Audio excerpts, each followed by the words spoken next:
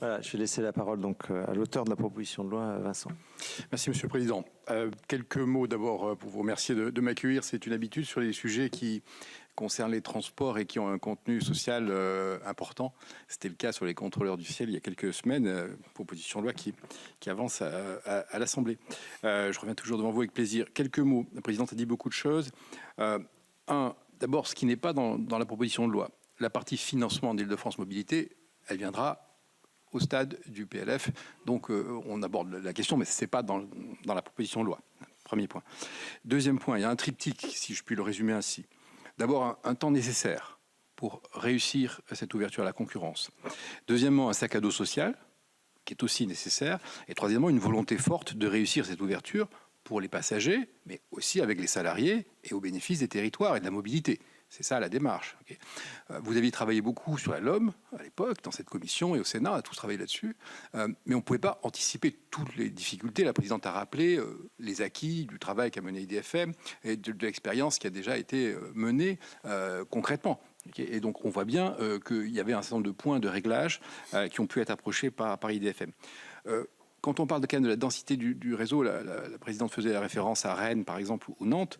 Il n'y a pas d'exemple, je crois, comme ça, quand même, de sujets majeurs et qu'on avait prévus en une fois. Hein. C'était quand même ça, le texte de loi à l'époque. Bon, voilà. Donc, un temps nécessaire, vous l'avez rappelé, sur le nombre de salariés, le nombre de dépôts de bus, le nombre de points d'arrêt. Enfin, on parle de quelque chose, ne serait-ce que 1300 points d'arrêt, plus de 4800 bus, c'est pas rien. Avec tout le système d'info qui était RATP, qui doit basculer pour partie chez IDFM. Il faudra intégrer les nouveaux exploitants. La billettique, l'information des voyageurs. Enfin, il y a plein de sujets concrets qu'il faut arriver à traiter. Quelques points juste sur les aspects sociaux. Le rapporteur que je salue et que je remercie d'avoir pris ça au vol, ainsi que Philippe Tabarot, avec qui j'ai beaucoup travaillé, qui est mon premier co-signataire là-dessus, qui connaît excellemment bien ces sujets. Il n'y a qu'un défaut par rapport à moi, c'est que lui n'est pas francilien. Donc voilà, c'est pour ça que c'est moi qui suis le premier de cordée, si j'ose dire, parce que c'est quand même un sujet très francilien. Mais la notion de dépôt, de centre-bus, pour les machinistes, pour les conducteurs, elle est majeure. Okay. Donc on le prend en compte. Et ce n'était pas dans la LOM. Donc il faut l'introduire, c'est ce qu'on fait ici. Bon. Ce point-là. Et enfin, ce sont des métiers exigeants. Être machiniste, c'est aussi travailler le week-end, c'est travailler la nuit, c'est travailler tôt. Donc il faut prendre en compte ça. Quand la présidente dit que les questions de déplacement, les questions de domicile, pour eux, ce sont des questions majeures, c'est vrai. Bon. Enfin, assurer la continuité du service, c'est quand même la base pour nous.